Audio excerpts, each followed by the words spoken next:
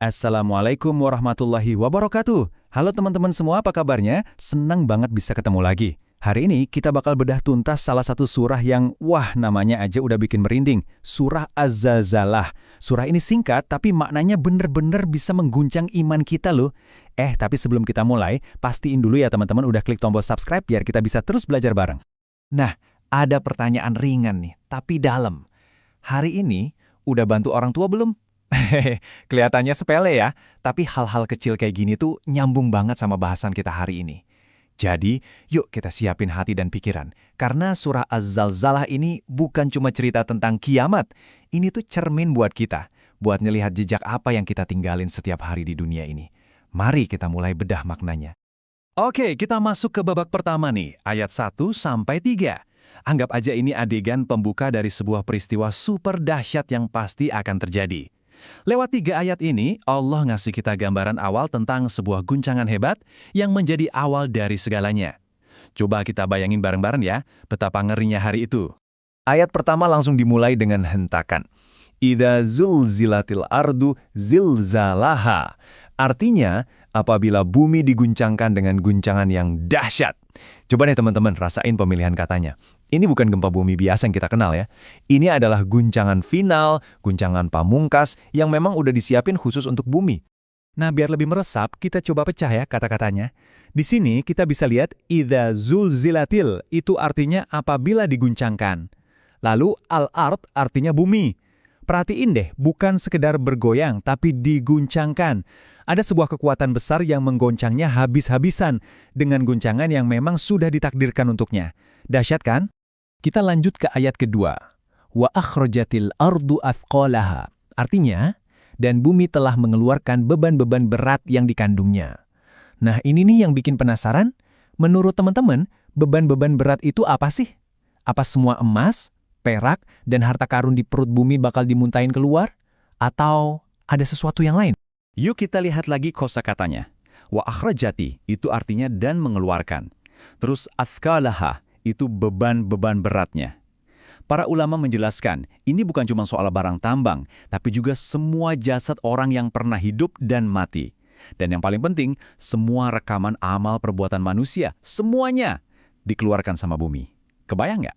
Setelah melihat bumi berguncang sehebat itu dan memuntahkan isinya, gimana reaksi kita sebagai manusia? Ayat ketiga menggambarkannya dengan jelas. Wa qalal insanu ma laha. Dan manusia bertanya, apa yang terjadi pada bumi ini? Ini bukan pertanyaan karena penasaran teman-teman. Ini pertanyaan yang keluar dari rasa kaget, panik, dan takut yang luar biasa. Kalau kita bedah lagi nih, waqala artinya bertanya. Al-insanu, ya kita, manusia. Dan pertanyaan singkat yang penuh makna, malaha, ada apa dengannya? Atau kenapa bumi ini? Ini menunjukkan betapa pada saat itu kita semua sama sekali nggak punya kekuatan. Cuma bisa melongo kebingungan dalam ketakutan yang mencekam. Oke, babak pertama yang menegangkan udah lewat. Sekarang kita masuk ke bagian kedua, ayat 4-6. Kalau tadi kita baru lihat kejadiannya, sekarang kita bakal lihat konsekuensinya. Inilah hari di mana nggak ada lagi rahasia. Semua yang tersembunyi bakal dibongkar dan dipertontonkan. Gimana caranya? Yuk kita cari tahu. Ayat keempat ini, jujur, keren, sekaligus bikin merinding.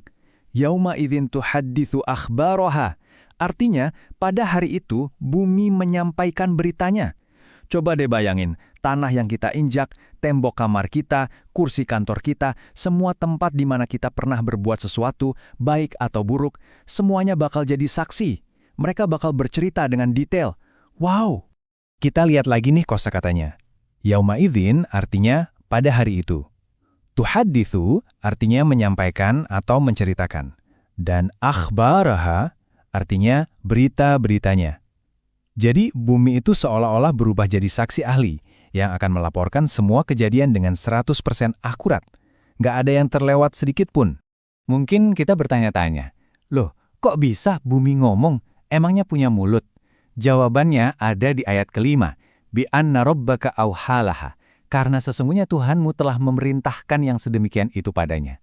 Jelas banget kan? Semua ini terjadi bukan karena keajaiban alam, tapi murni karena perintah langsung dari Allah. Biar lebih jelas, kita bedah lagi ya. Bi'anna artinya sesungguhnya, untuk meyakinkan kita.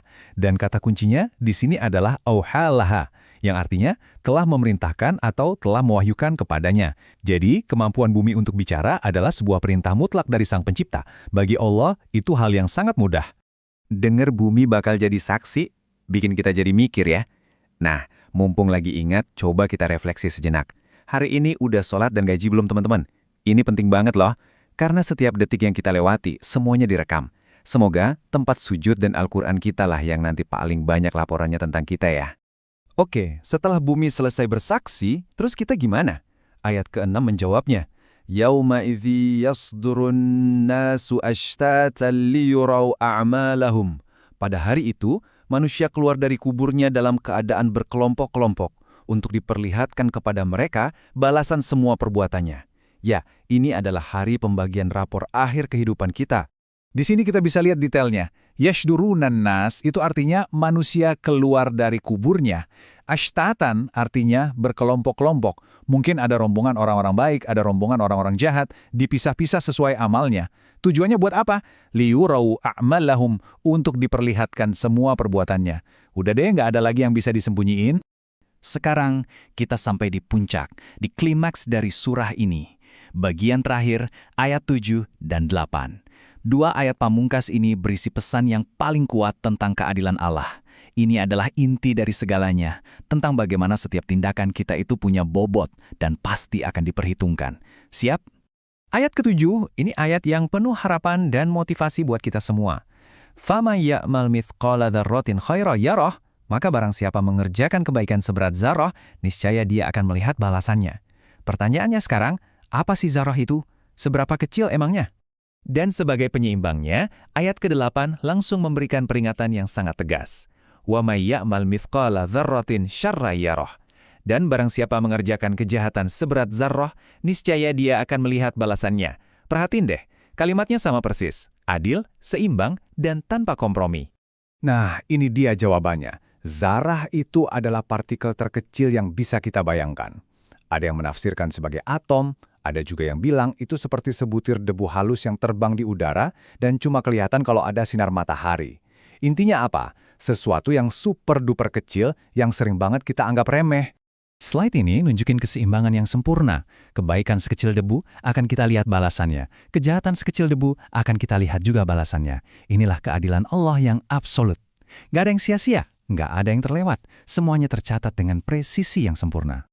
Oke teman-teman, setelah kita bedah surah yang luar biasa ini, ayat per ayat, kata per kata, terus apa nih pelajaran penting yang bisa kita bawa pulang buat kehidupan sehari-hari?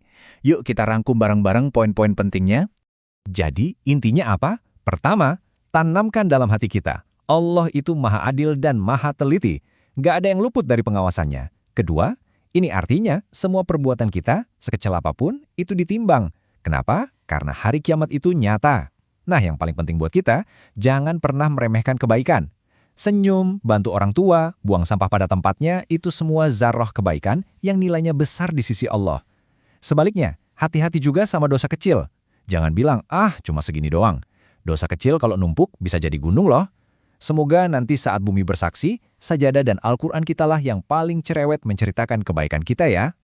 Baiklah, itu tadi pembahasan mendalam kita tentang surah Az-Zalzalah. Semoga ini bisa jadi guncangan pengingat buat hati kita semua, biar makin semangat berbuat baik dan makin hati-hati dalam bertindak. Terima kasih banyak udah menyimak sampai akhir. Kalau teman-teman dapat manfaat, jangan lupa ya, buat like, komen, dan tentu saja subscribe channel ini. Sampai jumpa di pembahasan berikutnya. Assalamualaikum warahmatullahi wabarakatuh.